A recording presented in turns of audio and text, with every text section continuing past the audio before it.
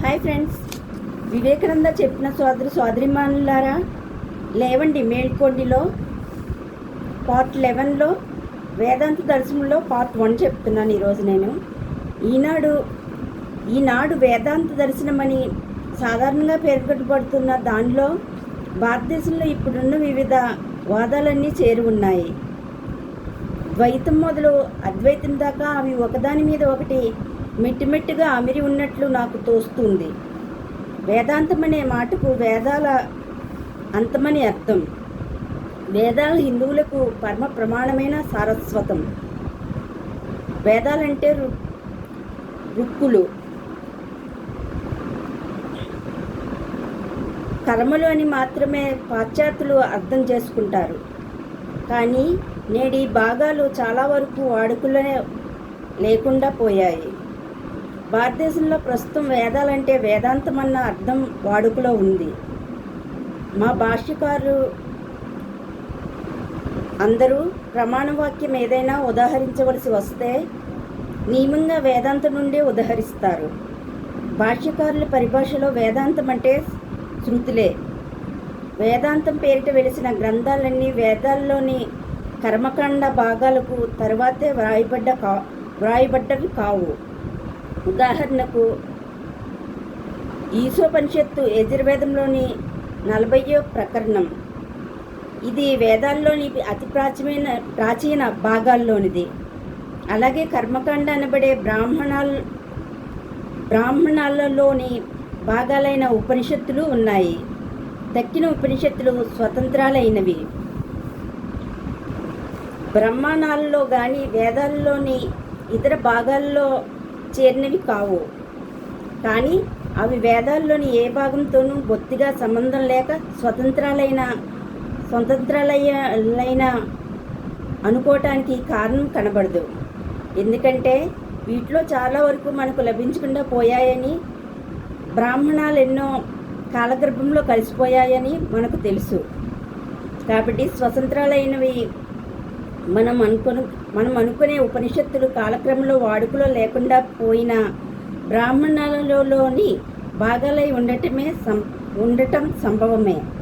వాటిలోని ఉపనిషద్భాగాలు మాత్రమే మిగిలి ఉండవచ్చును. ఉపనిషత్తులు కాలానికి కూడా అంటారు, అరణ్యకాలం కూడా అంటారు. వ్యవహారంలో ఉపనిషత్తులను అరణ్యకాలానికి కూడా అంటారు. వ్యవహారంలో వేదాంత భాగమే హిందువులకు ప్రమాణ గ్రంథమైంది. సంప్రదాయాలను మన్నించే తత్వదర్శనాలన్నీ దాన్నే ప్రాతిపదికగా తీసుకుని తీరాలి. బౌద్ధులు, జైనులు తమకు అనుకూలించే సందర్భాల్లో వేదాంతం నుండి ప్రమాణంగా ఒక భాగాన్ని ఉదహరిస్తారు. భారతదేశంలోని దర్శనాలన్నీ వేదాలనే ప్రాతిపదికగా మన్నిస్తున్నట్లు చెప్పుకుంటున్నా అవి వేరు పేర్లతో చలామణి అవుతున్నాయి. వీటిలో చిట్ట చివరిది వ్యాస దర్శనం. అది తత్పూర్వ దర్శనాల కంటే అధికంగా వేదాలను ప్రమాణీకరించుకున్నది. సాంఖ్య, న్యాయదర్శాలు వంటి వాదాలను వేదాంతంతో సమన్వయించడానికి అది ప్రయత్నించింది. కాబట్టి దానికి ప్రత్యేకంగా వేదాంత దర్శనం అనే పేరు కలిగింది. ఆధునిక భారతదేశంలో వ్యాస సూత్రాలే వేదాంత దర్శనానికి ప్రాతిపదికలైనాయి. ఈ సూత్రాలకు భాష్యకారులు అనేక రీతుల్లో వ్యాఖ్యానం చేశారు. స్థూలంగా నేడు భారతదేశంలో 3 రకాలైన భాష్యకారులు ఉన్నారు. వారి వ్యాఖ్యానాలను పురస్కరించుకుని 3 వాదాలు శాఖలు ఏర్పడ్డాయి. ఒకటి ద్వైతవాదం, రెండవది విశిష్టాద్వైతం, మూడవది అద్వైతం. వీటిలో ద్వైతాన్ని విశిష్టాద్వైతాన్ని అవలంబించిన వారే భారతీయుల్లో అధికులు. అద్వైతులు సంఖ్య తక్కువ. ఈ 3 వాదాల్లోని అభిప్రాయాలు మీకు తెలుపుతాను. దీనికి ముందు ఒక మాట చెబుతాను. ఈ 3 వాదాలు అవలంబించిన మనస్తత్వ శాస్త్రం ఒక్కటే. అదే సాంఖ్యుల మనస్తత్వ శాస్త్రం. సాంఖ్యుల మనస్తత్వ శాస్త్రం కొన్ని స్వల్పాంశాలతో తప్ప న్యాయ వైశేషిక దర్శనాల మనస్తత్వ శాస్త్రాన్నే చాలా వరకు పోలింది. వేదాంతులంతా ఏక అభిప్రాయులై ఉండే విషయాలను 3. అవి: 1 దేవుడున్నాడని, 2 వేదాలు అపౌరుషాయాలని, 3 సృష్టి చక్రగతిని సాగుతుందని వారు నమ్ముతారు. వేదాల గురించి మనం పరిశీలిద్దాం. సృష్టి చక్రాన్ని గురించి వారి నమ్మకం ఇది: విశ్వంలోని సమస్త పదార్థం నివహం ఆకాశమనే మూల పదార్థం నుండి పుడుతుంది. గురుత్వాకర్షణ శక్తి కానీ, ఆకర్షణ శక్తి కానీ, ఇద్రావక శక్తి కానీ, జీవశక్తి కానీ సమస్త శక్తి ప్రాణమనే మూలశక్తి నుండి సంభవిస్తుంది. ఆకాశం మీద ప్రాణశక్తి చేసే క్రియా ఫలితమే విశ్వ సృష్టి. కల్ప ప్రారంభంలో ఆకాశం నిశ్చలంగానూ అవ్యక్తంగానూ ఉంటుంది. అప్పుడు ప్రాణశక్తి పని చేయని ఆరంభిస్తుంది.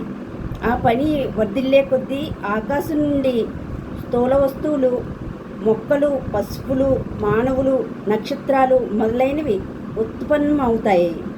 సుదీర్ఘకాలం గడిచాక వెలికిడబడుట ఆగిపోయి లోనికి కనబడుట ప్రారంభమవుతుంది. ప్రతి స్థూల వస్తువు తన సూక్ష్మాతి సూక్ష్మ రూపాలకు మరలి మూల పదార్థాలైన ప్రాణాకాశాలలో లయిస్తుంది. తర్వాత సృష్టి పునఃప్రారంభం అవుతుంది.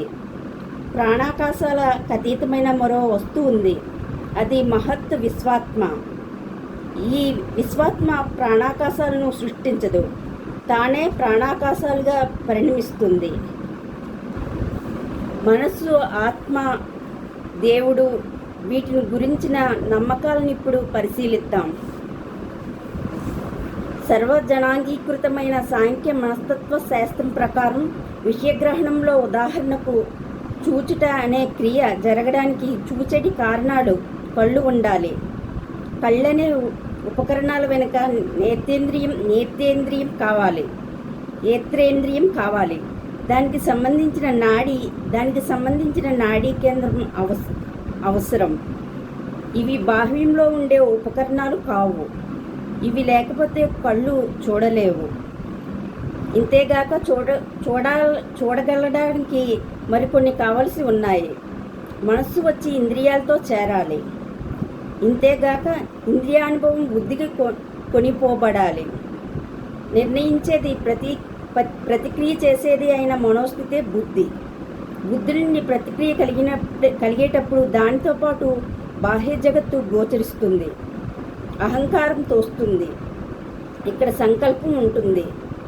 ఇంత మాత్రానికే సర్వం పూర్తి కాలేదు. అనేక వెలుగు కిరణాల వల్ల చిత్రం ఏర్పడటానికి, సంపూర్ణ ఆకృతి దాల్చడానికి చలనం లేని తెరలాంటిది ఒకటి అవసరం. అదేవిధంగా మనస్సులోని వివిధ భావాలు ఒక చోట చేరడానికి, ఆకృతి దాల్చడానికి చలనం లేనిది ఒకటి అవసరం. దేహం కంటే, మనసు కంటే అది చలనం లేనిదిగా ఉండాలి. అదే జీవుడు, పురుషుడు, ఆత్మ. సాంఖ్యశాస్త్రం ప్రకారం మహత్తే అంటే విశ్వాత్మే. బుద్ధి ఈజ్ ఈక్వల్ టు మననపటమైన మనోస్థితిగా పరిణమిస్తుంది. సాంఖ్యశాస్త్రం ప్రకారం మహత్తే బుద్ధిగా పరిణమిస్తుంది, రూపొందుతుంది. మహత్తు ఆలోచన శక్తిగా పరిణమిస్తుంది. అది కొంత భాగం కరణాలుగాను మరికొంత భాగం సూక్ష్మాణువులుగాను మారుతుంది. ఈ అన్నింటి మేళన ఫలితంగా ఈ సమస్త జగత్తు పుడుతుంది. మహత్తుకు అతీతంగా కూడా ఒక స్థితి ఉందని సాంఖ్యులు భావించారు. దానికి అవ్యక్తమని పేరు. ఆ స్థితిలో మనసు సైతం వ్యక్తం కాదు, కారణాలు మాత్రమే ఉంటాయి. అవ్యక్తానికి ప్రకృతి అని కూడా పేరు. ప్రకృతికి అతీతంగా ఎల్లప్పుడూ దానికంటే వేరైన పురుషుడు ఉన్నాడు. ఆ పురుషుడే సాంఖ్యుల ఆత్మ. అది నిర్గుణం, విశ్వవ్యాప్తం. పురుషుడు కర్త కాడు, సాక్షి మాత్రుడే. పురుషుని స్వరూపాన్ని వివరించడానికి స్ఫటికాన్ని ఉదహరిస్తారు. పురుషుడు రంగులేని స్ఫటికం వంటి వాడట. దాని ముందు అనేక రంగులున్నాయనుకుందాం. ముందున్న రంగులన్నీ దాని పైకెక్కినట్లు కనిపిస్తుంది, కానీ నిజానికి దానికి ఏ రంగు లేదు. ప్రకృతి పురుషులను గురించిన సాంఖ్యుల ఆశయాలను వేదాంతులు నిరాకరిస్తారు. సాంఖ్య మత ప్రకారం ఆత్మకు ప్రకృతికి మధ్య సేతువు లేని పెద్ద అగాధం ఉందని వేదాంతులు అంటారు. సాంఖ్యశాస్త్రం ఒకవైపు ప్రకృతిని సమీపిస్తుంది, హఠాత్తుగా మరోవైపుకు ఆత్మ వద్దకు లగింపవలసి వస్తుంది. ఆత్మ ప్రకృతి కంటే పూర్తిగా వేరైనది కదా. ఓకే ఫ్రెండ్స్, వేదాంత వివేకానంద చెప్పిన సోదరిమణులారా, లేవండి మేల్కొండిలో పార్ట్ 11లో వేదాంత దర్శనంలో పార్ట్ 1 చెప్పాను. నెక్స్ట్ వేదాంత దర్శనంలో పార్ట్ 2 చెప్తాను. Okay friends, thank you, bye. నేను చెప్తున్న నా ఛానల్ మీకు నచ్చినట్లయితే లైక్ చేయండి, షేర్ చేయండి, సబ్స్క్రైబ్ చేసుకోండి నచ్చినట్లయితే. నా ఛానల్ పేరు వెంకటతాడి. అలాగే నేను చెప్తున్న ఈ వేదాంత దర్శనంలో ఏమన్నా మిస్టేక్స్ ఉంటే దయచేసి నన్ను క్షమించండి. Okay friends, thank you, bye.